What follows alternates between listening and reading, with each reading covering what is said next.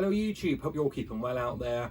I sometimes watch a YouTube channel called My Life in Gaming, and they do this every year. They basically go through all the games they played that particular year and cover bits and bobs, and they do something called pledge games, and they pick usually 10, but this year they picked 5, which I'm going to do. 5 games to play through the following year, play through and beat by the end of the year. So that's something I'm going to do, hopefully. I just want to make my way through a lot of these games, and it's nice to give yourself goals, isn't it, in life? And that still applies for games as well. Tick off those games on your bucket list and those games that you've seen and you just really want to play. So what I'll do is I'm aiming to do this video, and then maybe the end of this year or next year when I come to review these games that I've played, see how I got on, as it were, talk about these, and then set another 5 games for the following year, 2026, that will soon be upon us. Anyway, I'm doing a Brucey bonus in this one. Me and Retro Red Steve had a bit of back and forth in the comments regarding his favourite game of all time, Wonder Boy 2. And I could have sworn I beat this back in the day with my Pete and his dad, but I can't remember for sure. So what I want to do is go back to this one and beat it once and for all, and I know I've actually beat it. It's a great game. It's one of my favourites on the Master System, if not my favourite, and just got loads of memories attached to this. It's like a very RPG light action platformer, this game, and yeah, brilliant. Next is a game for the Mega Drive. I don't collect for the Mega Drive. I only collect for systems that I owned and played through the years, although more of that in pickups video coming up. But I do own the collection on the PS3 and this one on the PS4, and there's obviously excellent games on here.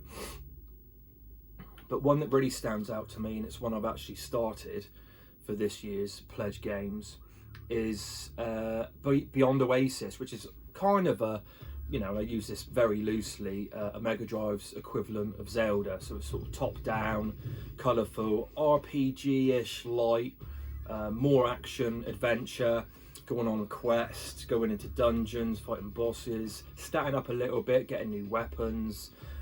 Yeah, and what I've played so far is really good. I'm only probably about half an hour into it, so really not long.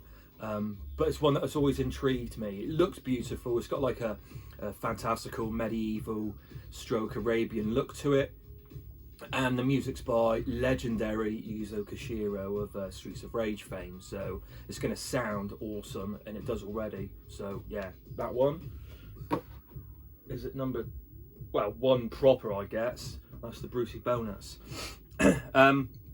Number 2, I'm going to work through in chronological order a system. It's a PlayStation game. I played the first one on the Dreamcast beginning of last year prior, 2023, and it was Dino Crisis 2. I've heard good things about this one.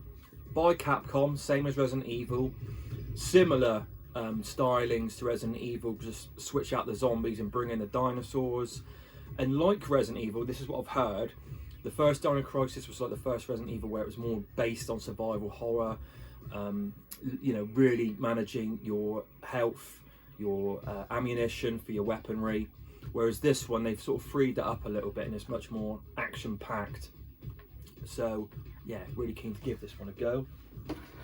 There you go. Hopefully these will all stay up. On the N64. Now, when I saw this in a magazine, when I worked at Tesco's in the 90s, I thought, oh man, this is going to be excellent. Apparently when it was released, it wasn't meant to be.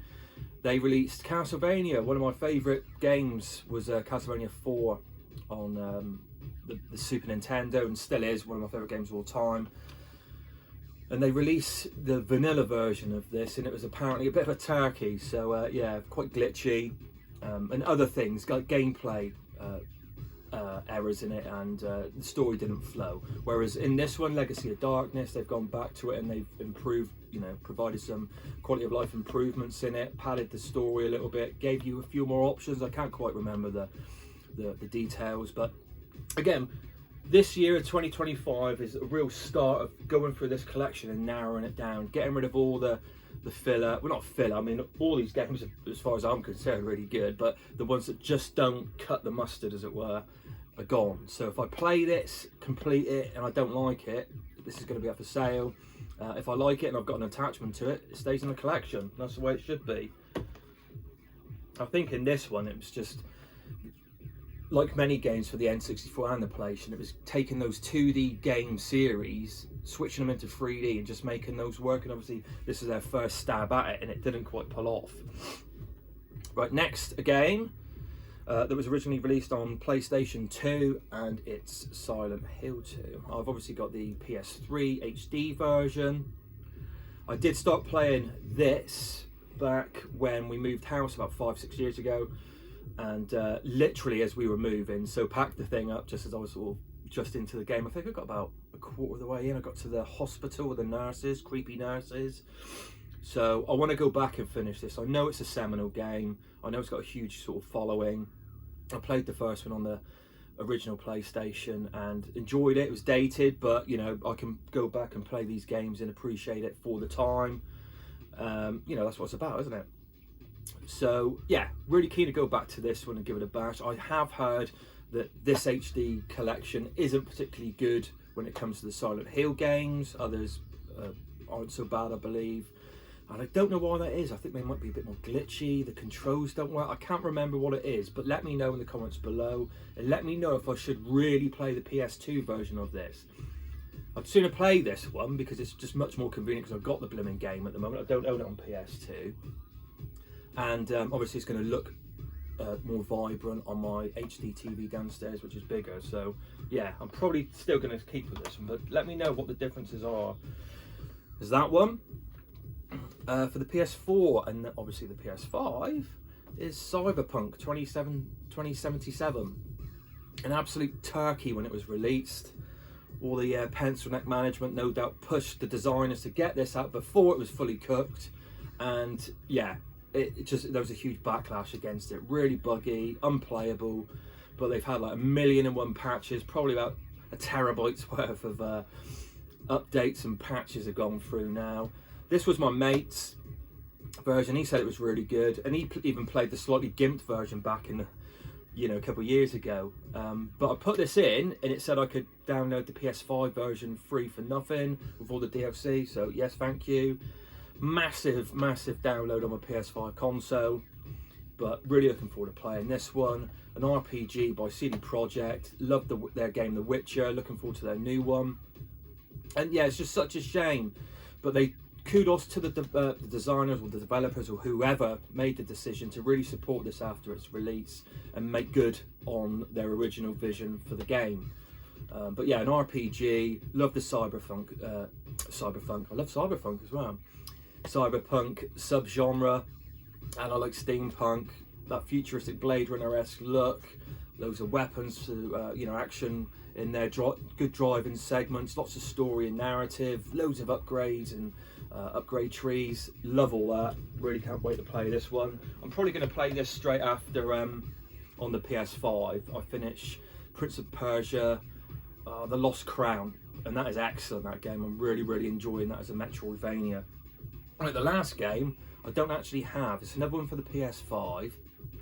Anyone that knows me knows and watches my god awful videos knows that I love Dark Souls, Bloodborne and the Souls universe games. Love them. Love that kind of like grindy challenge, and yeah, you know, going into somewhere, not being strong enough, coming back later and kicking some ass. And it's called Lies of P, and I think it's got like a fantastical Pinocchio vibe to it. I think, you know, with the Lies of P title, and I think it's something to do with that, like a dark, very dark version of it.